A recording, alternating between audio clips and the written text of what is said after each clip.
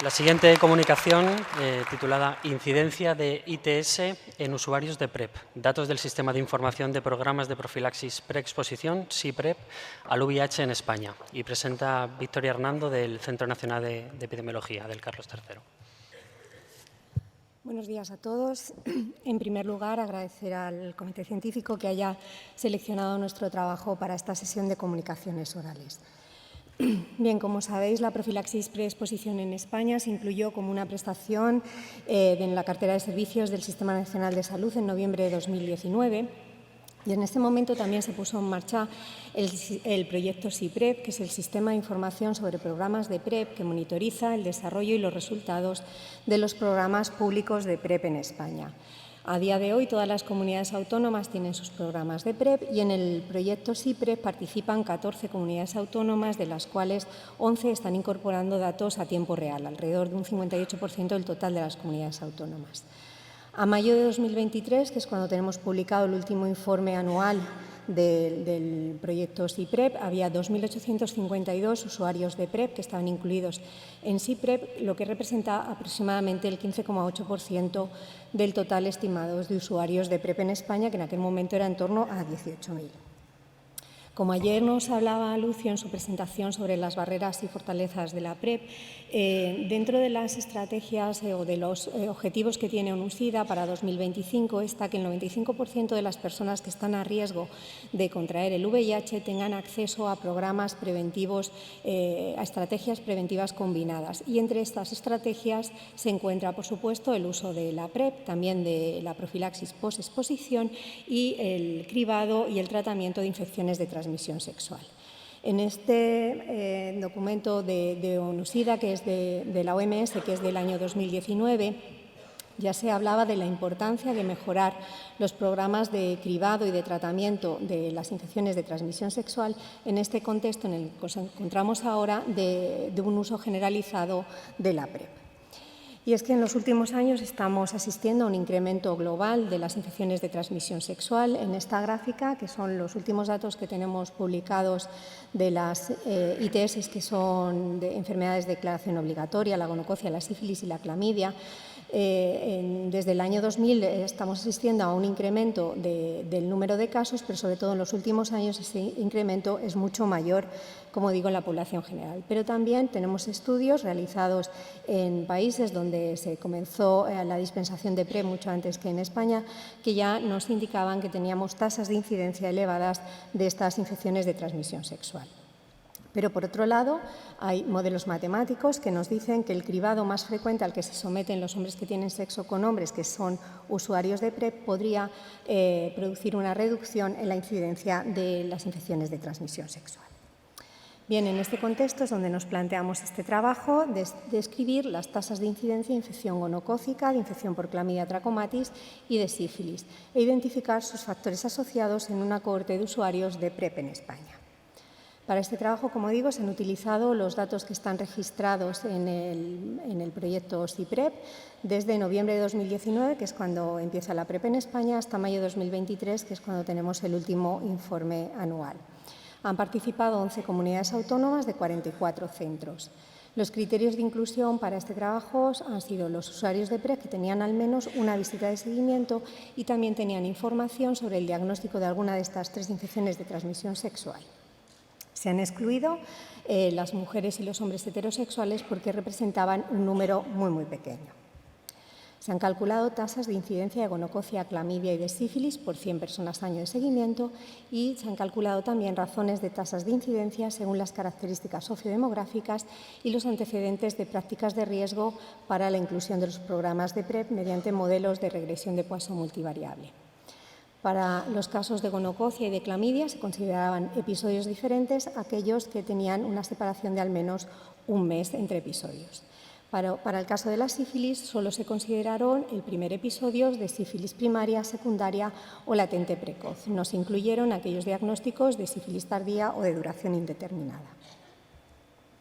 Pasando a los resultados, como he dicho, a 31 de mayo de 2023 había 2.852 usuarios de PrEP registrados en el programa SIPREP, de los cuales 1.864 cumplían los criterios de inclusión. Tenían una media de edad de 37 años, 75% eran españoles, un 67% tenían estudios secundarios o superiores y el 51% estaba trabajando.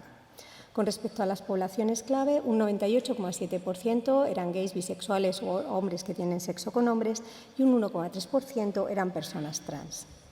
Con respecto a las prácticas de riesgo que los hacían candidatos a los programas de PrEP, vemos que el 82% tenían más de 10 parejas sexuales, un 80% tenía sexo anal sin preservativo, un 40% había sido diagnosticado de una o más infecciones de transmisión sexual bacteriana, un 12% había utilizado profilaxis post-exposición y un 23% practicaba chemsex. Respecto al consumo de drogas, en los últimos 3 meses, un 22,6% tenía este consumo y había un 11,6% que había utilizado PrEP de manera informal antes de entrar en el programa actual de PrEP. ¿Y cuántos diagnósticos de ITS tuvimos durante el seguimiento? Pues bien, de gonococia se produjeron 437 episodios, 298 de clamidia y 170 episodios de sífilis. Como he dicho, para la gonococia y la clamidia se consideraron las reinfecciones que se produjeron durante el seguimiento. Así tenemos un 15,5% de usuarios que habían tenido 2 episodios de gonococia o más. De clamidia trachomatis había un 17,7% que habían tenido 2 episodios o más durante el seguimiento. Respecto a la localización del episodio, la más frecuente fue en recto, un 62% de las gonococias y un 75% de las clamidias. También señalar que el 43% de las gonococias se localizaron en faringe. De los 170 episodios de sífilis durante el seguimiento, 39% corresponden a sífilis primarias, un 26% a sífilis secundarias y un 35% a sífilis latente precoz. Respecto a las tasas de incidencia, vemos que la tasa de incidencia de gonococia durante el seguimiento fue de 26,34 por 100 personas año de seguimiento, la infección por clamidia trachomatis fue de 23,88 por 100 personas año de seguimiento y de sífilis de 11,30 por 100 personas año de seguimiento.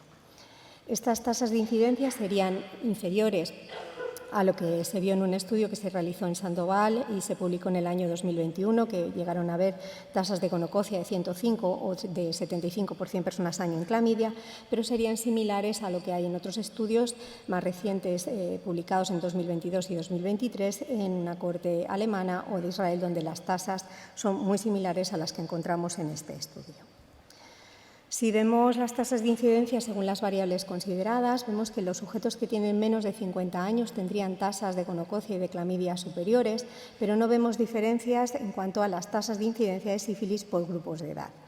Los sujetos que procedían de Latinoamérica, aquellos que tenían estudios secundarios superiores o estaban desempleados, también presentaban tasas de incidencia superiores de las 3 infecciones de transmisión sexual consideradas. Respecto a las poblaciones clave, los hombres que tenían sexo con hombres presentaban mayores tasas de incidencia de clamidia y, por el contrario, eran las personas trans las que tenían mayores tasas de incidencia de gonococia y de sífilis. Respecto a las prácticas de riesgo que los hacía candidatos a los programas de PrEP, vemos que aquellos usuarios que presentaban estas prácticas de riesgo tenían tasas de incidencia superiores de las 3 infecciones de transmisión sexual, excepto en el caso de la sífilis, que aquellos usuarios que no habían tomado profilaxis post-exposición presentaban mayores tasas de incidencia de sífilis. También el uso de PrEP informal o el consumo de drogas en los 3 últimos meses daban tasas de incidencia mayores para las 3 infecciones de transmisión sexual. Finalmente, en el modelo de regresión de Poisson multivariable que llevamos a cabo para ver los factores, vemos que para la infección gonocócica, tener menos de 50 años, haber tenido más de 10 parejas sexuales o antecedentes de diagnósticos de ITS, así como el consumo de drogas en los 3 últimos meses, tuvieron tasas de incidencia de gonococia mayores.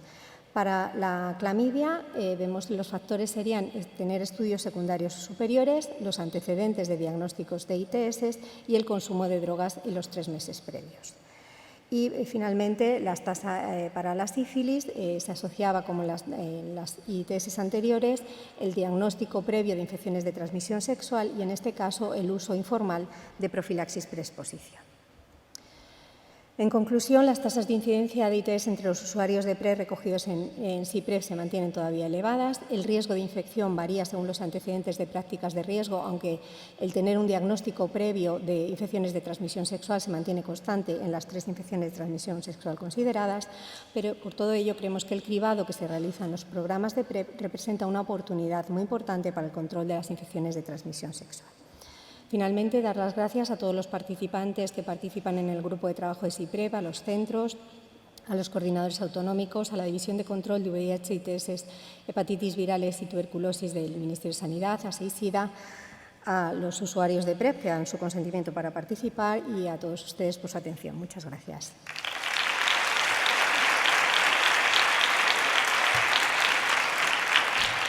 Gracias, Victoria.